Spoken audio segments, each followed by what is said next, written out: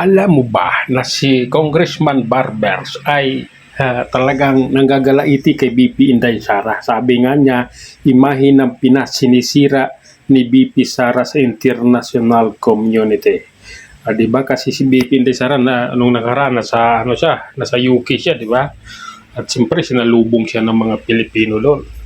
Sinalubong siya ng mga OFW doon at siyempre nagsalita siya doon regarding sa pangyayari sa atin dito sa Pinas. Mga pangyayari dito, inano niya doon, nagsalita siya.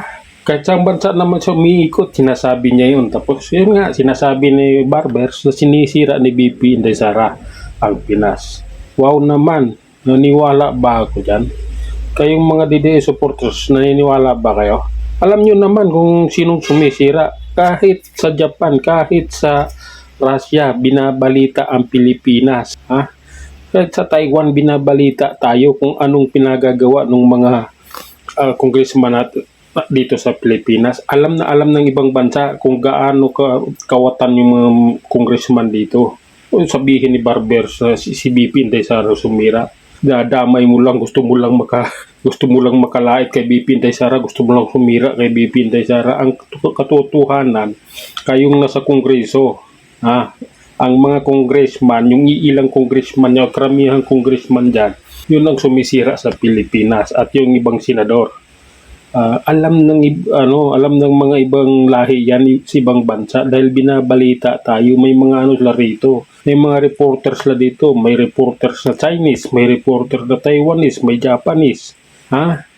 May mga Amerikano reporters dito.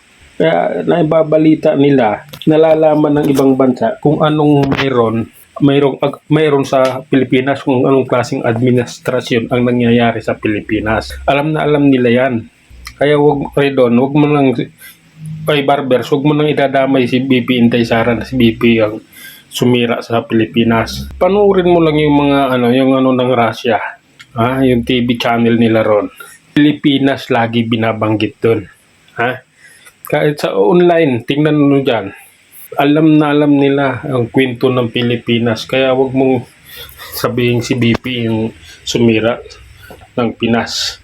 Mula nang maupo si Marcos, sira na ang Pilipinas. Mula nang maupo yan, talagang binabalita sa ibang bansa yan. Dahil yung ginawa ng ama niya, alam ng buong mundo yun. Diba? Alam ng buong mundo kung anong klaseng tao yung kanyang ama. Kaya minana ng anak, junior kasi, 'di ba? Junior, yun, kawatan din. Kaya wag mong ipagdidiinan na si BP ang sumira ng Pinas. Barbers. Isa ka rin magnanakaw, alam namin yan. Hayop ka. Yun lang muna, hanggang sa muli. Maraming salamat.